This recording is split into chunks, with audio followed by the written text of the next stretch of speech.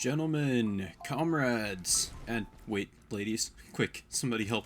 I've never talked to a woman before. A little known fact in the Destiny community is that scouts in Destiny 1 were really good.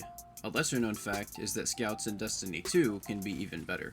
To start out, there are some seriously good viable options in the scout department right now. When it comes to deciding which scouts are good, you've got two main archetypes to pick from. 150 RPM high impacts and 260 RPM rapid fire frames. Deciding on which to run is pretty simple, so here's how you do it. Do you want your scout to hit hard and deal lots of possibly permanent emotional damage like an abusive parent? Go high impact. Do you want something that peppers everything that moves like... Choose the rapid fire. Now, while both are usable on their own, we need to be better than usable to compete in this shitfest of a meta. There are several ingredients that go into making scouts better. The first is building into flinch resistance, as flinch can still be a hard counter to most scout rifles.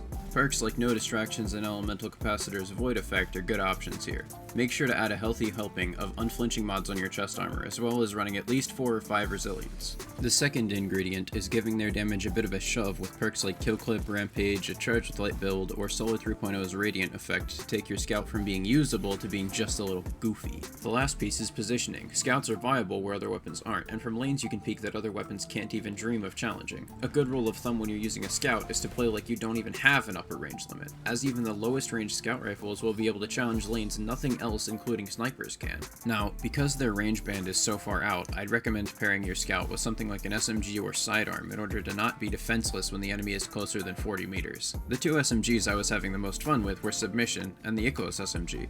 Some recommendations for sidearms are Drang and Lonesome, but you wouldn't really use a sidearm, would you? You're not that evil yet. Finally, because nobody uses scout rifles unless they're insane like I am, I'm going to recommend some specific weapons to try. The first is the contingency plan from the Whirlpool with no distractions and kill clip. To go off on a tangent here, I think kill clip beats multi-kill clip on 260 scouts because it's a much more realistic way of getting 3 taps, which is why I like contingency plan over something like Aisha's Embrace. The second weapon I recommend is something of a forgotten gem, the Transfiguration from the best raid in the game, Last Wish, Not Sorry, with Rampage and Kill Clip. With both of these perks proc, the scout does 99 damage and will 2-tap Guardians 9 resilience and below. This demonic combo has gotten me bagged on more than one occasion, and when paired with maps like Eternity or Destruction, it absolutely destroys. The third and final scout I recommend is kind of cheating, but Mida Multitool is pretty fucking nuts in the right hand since its catalyst was changed from Outlaw to no distractions. It won't melt like the other scouts I've recommended, but the bonus movement speed combined with always active radar is enough to make it at least good. What's really insane though is what happens when you have no distractions procced. It goes from pretty good, yeah, to flinch? Isn't that the guy from the Witch Queen campaign? Pretty fucking quick, and if that isn't enough for you, try Mid-Tree Arc on Titan.